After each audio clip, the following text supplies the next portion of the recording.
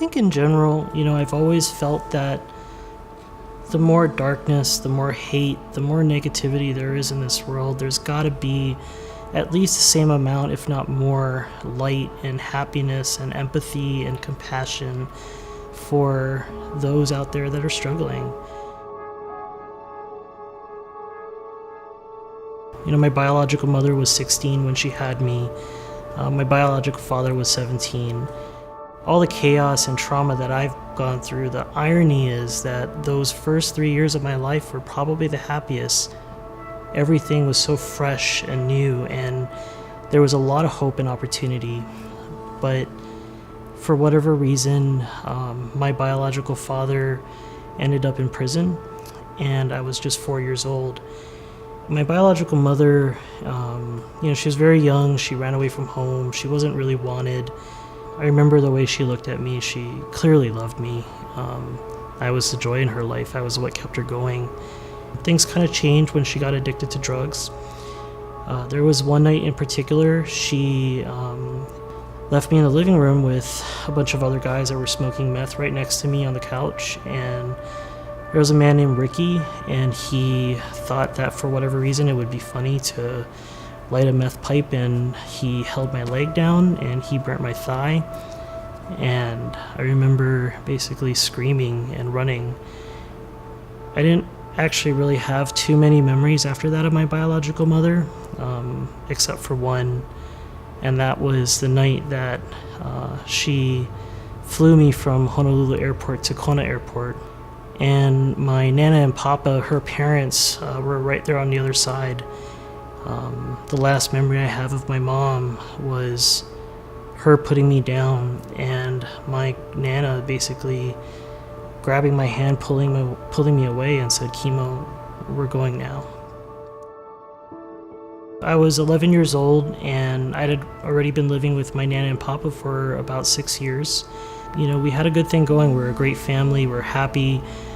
But we entered into custody battles with my biological mother, with my biological father.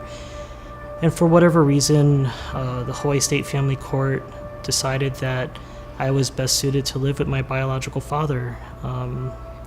And that pretty much entered the darkest times of my childhood. My biological father was a heavy alcoholic. He was also addicted to crack cocaine. The worst it ever got, though, was, the last night that I actually lived with him. I was just finished my freshman year of high school, and that night I remember he slams my head on the phone, drags me through the hallway, and from the entrance of his bedroom door, swung me and threw me through his bedroom window. And then he grabs me and drags me back in and said, "Get to bed, shut up, I don't ever want to see you again."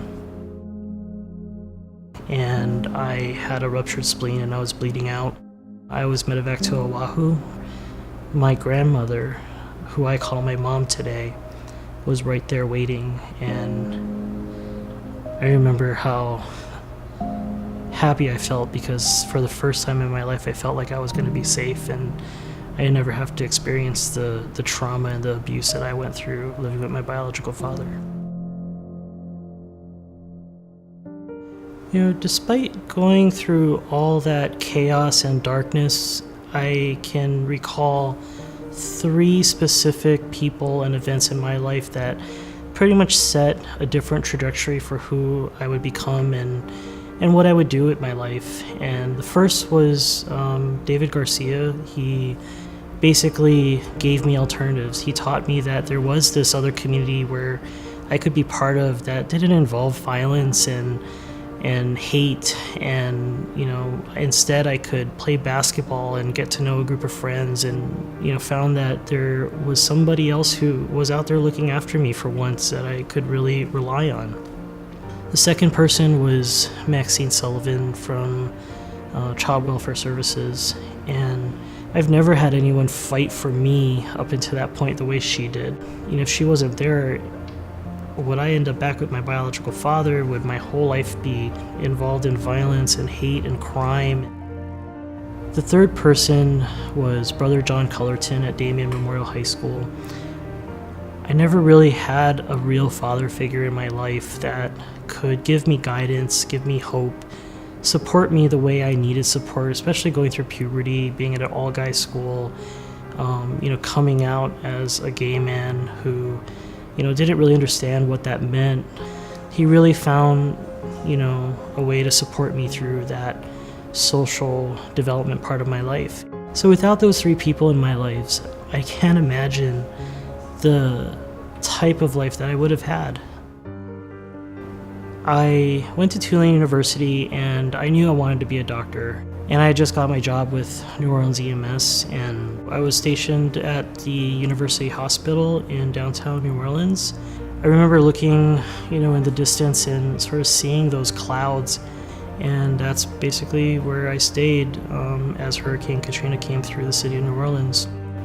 I think the hardest thing of that experience was watching the nurses, had to make some really tough decisions of, letting some of the patients go. For Hurricane Katrina, we saw the best and worst of people.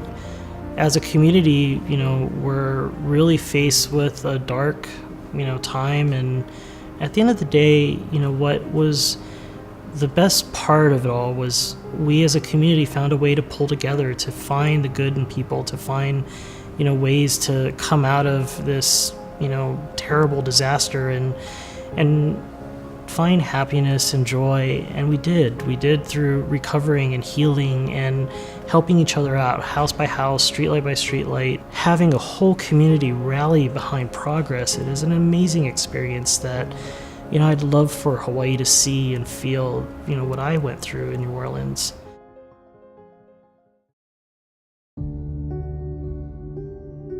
IHS was never where I intended to be, but it's where I needed to be. I needed to be in a place that I could take all these life lessons, these experiences, this dark history and past, and connect with staff and with clients that have very dark past themselves, and really look at bringing all these skill sets, all these experiences to this position where I could actually help more people and really do a lot of good for my community.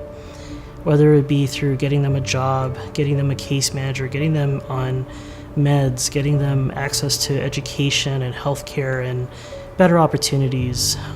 It's amazing to see how many hands goes into just one solution and the amount of work it takes. It's hard work, but it starts with building a connection and a relationship with a person. My biological mother has been homeless on the streets now for about 26 years, and she is part of a very networked drug trafficking and sex trafficking operation here in Honolulu, where I'm trying to fight and try to end. And I look across the room and I see my biological mother sitting there eating by herself, and my heart drops because, as much as we're able to help thousands of people end their homelessness, I think it's very hard to watch someone who is my own flesh and blood not being able to get into the system, to get access to housing, and has the will to really end their homelessness. And I fight every day to make sure that, I can give other people the opportunity that I otherwise, can't get from my biological mother. I feel that that's at least the philosophy I've based my life on, that anybody can find in darkness light, that anybody can really, strive to be the best person that they can be, and to, take the challenges that they've experienced to channel all that energy into some kind of good, action that really supports our community as a whole. When you have a community that's thriving and growing and happy, everyone succeeds.